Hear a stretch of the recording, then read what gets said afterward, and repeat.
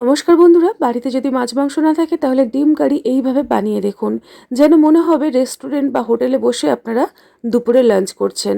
দুপুরের লাঞ্চ কেন, রাতের ডিনার সব কিছুর জন্য একদম উপযুক্ত একটা এগ কারি রেসিপি নিয়ে হাজির হয়ে গেছি।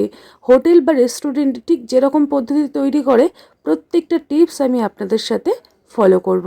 তার জন্য রেসিপিটা প্রথম থেকে শেষ পর্যন্ত দেখতে থাকুন, তাহলেই বুঝতে পারবেন কত সহজে এরকম এগ কারি আমরা বাড়িতে তৈরি করতে পারি। সবার প্রথমে পারফেক্টভাবে ডিমটাকে সুসেদ্ধ করতে হবে। একটা পাত্রের মধ্যে আমি কিছুটা উষ্ণ গরম জল নিয়েছি। জলের মধ্যে আমি এখানে 5টা পরিষ্কার করা ডিম কাঁচা দিয়ে দিলাম। যাতে ডিমটা খুব সুন্দর একটা স্বাদ হয় তার জন্য অল্প একটু লবণ দিয়ে দিলাম। এখন ডিমটাকে সিদ্ধ হওয়ার জন্য সাইড করে রেখে দিচ্ছি। এদিকে একটা পাত্র নিয়েছি, তার মধ্যে দিয়ে দিলাম খুব সামান্য পরিমাণে হলুদ গুঁড়ো, তার থেকে একটু বেশি লাল লঙ্কার গুঁড়ো, আর হাফ চামচ ধনিয়া গুঁড়ো, হাফ চামচ জিরে গুঁড়ো, আর খুব সুন্দর যাতে একটা কালার হয় তার জন্য কাশ্মীরি লঙ্কার গুঁড়ো। উষ্ণ গরম জল দিয়ে এই গুঁড়ো মশলা এইভাবে গুলে রেখে দিলাম। তারপরে রেসিপিতে ব্যবহার করব 2টো পেঁয়াজ আর একটা টমেটো। বন্ধুরা, আপনারা যখনই এই এগ কারি বা ডিম কারিটা বানাতে যাবেন চেষ্টা করবেন পেঁয়াজগুলোকে একদম ঝিরিঝিরি বা পাতলা করে কাটতে। পেঁয়াজগুলো যতটাই পাতলা হবে গ্রেভিটা ততটা সুন্দর হবে। আপনারা চাইলে পেঁয়াজটাকে গ্রেট করে বা বেটে ব্যবহার করতে পারেন, তবে পারফেক্ট টেস্ট পেতে গেলে পেঁয়াজটাকে এরকম পাতলা কতলা করে একদম ফাইন করে কুচিয়ে নেবেন। তবে লম্বা করে কোচাবেন, একদম চপ করবেন না। এই রকমভাবে পেঁয়াজগুলোকে কেটে নিতে হবে। সমস্ত পেঁয়াজ আমার কাটা হয়ে গেছে। এবারে একটা পাত্রের মধ্যে পেঁয়াজগুলোকে তুলে নিয়েছি। এই রেসিপিতে ব্যবহার করব একটা মিডিয়াম সাইজের টমেটো। এতে করে গ্রেভিটা দারুণ আসবে আর কালারটাও কিন্তু ভীষণ ভালো লাগে। আপনাদের কাছে যদি সেই মুহূর্তে টমেটো না থেকে থাকে তাহলে টমেটোর কেচাপ আপনারা কিন্তু ব্যবহার করতে পারেন, তাতেও কোনো অসুবিধা নেই। রেসিপি একদম একই রকমই তৈরি হবে। কথা বলতে বলতে টমেটো এবং পেঁয়াজ সমস্তটাই কেটে নিলাম। এটাকে সাইড করে দিয়ে ডিমটা এর মধ্যে সেদ্ধ হয়ে গেছে। এখন পরিষ্কার করে খোসাটাকে ছাড়িয়ে নেব। বন্ধুরা, রেসিপিটি যদি এখনও পর্যন্ত দেখে একটা লাইক দিতে ভুলে গিয়ে থাকেন তাহলে একটা লাইক দিয়ে আমার সাথে থাকবেন। যদি নতুন হয়ে থাকেন তাহলে আমার পরিবারে আসার আমন্ত্রণ রইল। রেসিপিটি শেষ পর্যন্ত দেখে যদি ভালো লাগে তাহলে বন্ধুবান্ধব আত্মীয় স্বজনদের মধ্যে যারা ডিম পাগল তাদেরকে এই রেসিপিটি শেয়ার করতে পারেন, যাতে করে তারাও অনায়াসে এইরকম লোভনীয় ডিম কারি তৈরি করতে পারেন। ডিমের মধ্যে খুব সুন্দর একটা ফ্লেভার হওয়ার জন্য বা টেস্ট হওয়ার জন্য গায়ে একটু কাট লাগিয়ে নিচ্ছি। এইভাবে কাট লাগিয়ে নিলে ডিমের মধ্যে খুব সুন্দর একটা ফ্লেভার ঢুকে যাবে। এবারে দিয়ে দেব অল্প একটু হলুদ গুঁড়ো, অল্প একটু লাল লঙ্কার গুঁড়ো, আর দেবো স্বাদ মতো লবণ। হোটেল বা রেস্টুরেন্টে দেখবেন এগ কারি ডিম যেগুলো থাকে গায়ে খুব সুন্দর একটা কালার থাকে। তারা এইভাবে 5 মিনিট লবণ হলুদ মাখিয়ে ম্যারিনেট করে রেখে দেয়। আমিও এটাকে 2-3 মিনিট এইভাবেই সাইড করে দেব, তারপরে ফিরে আসছি। এদিকে কড়াই গ্যাসের উনুনে বসিয়ে দিয়েছি, তেল গরম করে ডিমগুলোকে ভেজে নিব। বন্ধুরা, ডিমটাকে ম্যারিনেট করে 3-4 মিনিট অপেক্ষা করেছিলাম, তারপরে গ্যাসের উনুনের কাছে চলে এসে তেল গরম করে ডিমগুলো ভাজতে লেগেছি। ডিমগুলোকে গায়ে একটা সুন্দর কোট ধরিয়ে ভেজে নিতে হবে, যাতে করে দেখতেও ভালো লাগে আর খেতেও দারুণ টেস্ট হয়।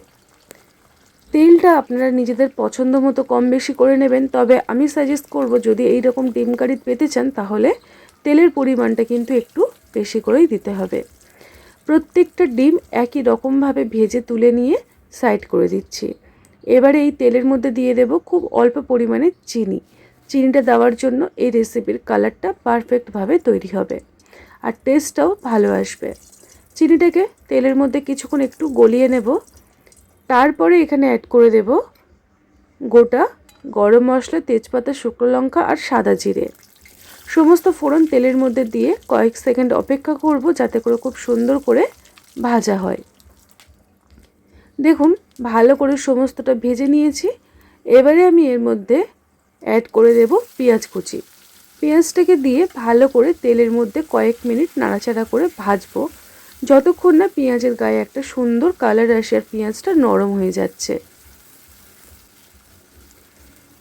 বেশ কিছুক্ষণ পেঁয়াজটাকে ভাজা ভাজা করে নেওয়ার পরে এখানে অ্যাড করে দিচ্ছি কিছুটা কাঁচা লঙ্কা আর দিয়ে দিচ্ছি টমেটো কুচি।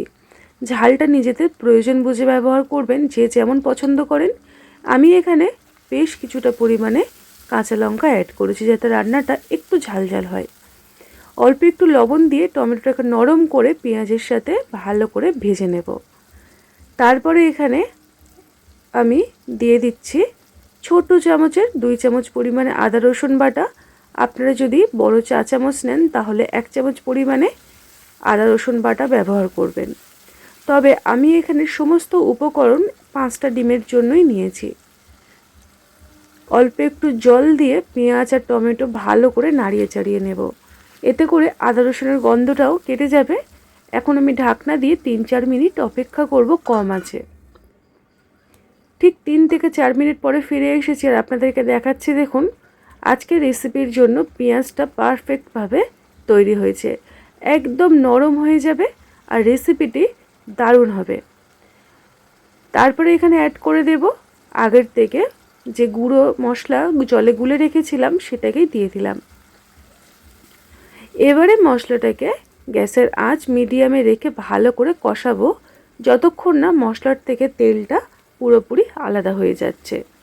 দেখুন, এই রকমভাবে একদম তেল আর মশলা যখন দেখবেন আলাদা হয়ে যাবে ততক্ষণ এটা কষাতে হবে। তো আমি মোটামুটি আরও 3 থেকে 4 মিনিট মিডিয়াম আঁচে রেখে কষিয়ে নিয়েছি। এবারে এর মধ্যে ভেজে রাখা ডিমগুলো অ্যাড করে দিলাম আর দিয়ে দিচ্ছি ছোট্ট বাটির 1 বাটি পরিমাণে উষ্ণ গরম জল। রেসিপিটি যেহেতু একটু মাখা মাখা তৈরি হবে তাই জলের পরিমাণটা আপনারা কিন্তু নিজেদের প্রয়োজন বুঝে ব্যবহার করবেন। এবারে এর মধ্যে দিয়ে দেব স্বাদ মতো লবণ, দিয়ে সব কিছুকে ভালো করে নাড়িয়ে চাড়িয়ে নেব।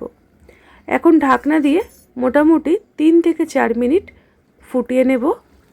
দেখুন, আমি আপনাদেরকে 3-4 মিনিট পরে ফিরে এসেছি, দেখাচ্ছি আজকের আমাদের এগ কারি বা ডিম কারি রেসিপিটি কতটা সুন্দর হয়েছে। সবার শেষে আমি একটা উপকরণ ব্যবহার করব যেটা ব্যবহার করার জন্য এই রান্নার স্বাদ দ্বিগুণ হয়ে যাবে। সেটা হলো শাহি গুঁড়ো গরম মশলা। আপনাদের কাছে যদি গুঁড়ো শাহি গরম মশলা না থাকে তাহলে নর্মাল যে গরম মশলা সেটাকে বেটে ব্যবহার করবেন, তাহলেই ফাটাফাটি হবে। তো আমি গরম মশলাটাকে দিয়ে সব কিছুর সাথে ভালো করে মিশিয়ে নিলাম। আমাদের আজকের এগ কারি একদম তৈরি হয়ে গেছে। ঠিক 5টা মিনিট পরে আপনাদেরকে আমি ঢাকনাটাকে খুলে কড়াই দেখাচ্ছি। দেখুন কতটা ডিলিশিয়াস হয়েছে। আজকের আমাদের পারফেক্টভাবে তৈরি হয়ে গেল রেস্টুরেন্ট বা হোটেল স্টাইলের এগ কারি রেসিপি। একটা পাত্রের মধ্যে পরিবেশন করে আপনাদেরকে দেখিয়ে দিচ্ছি। যতটা দেখে লোভ লাগছে, এটা খেতে কিন্তু দারুণ হয়। বন্ধুরা, একবার হলেও এরকমভাবে এগ কারি বানিয়ে দেখবেন, তারপরে আমাকে একটা ছোট্ট কমেন্টসের মাধ্যমে জানাবেন যে রেসিপিটি আপনাদের কেমন লেগেছিল। আপনারা সবাই যে যেখানেই থাকবেন ভালো থাকবেন, সুস্থ থাকবেন। টাটা।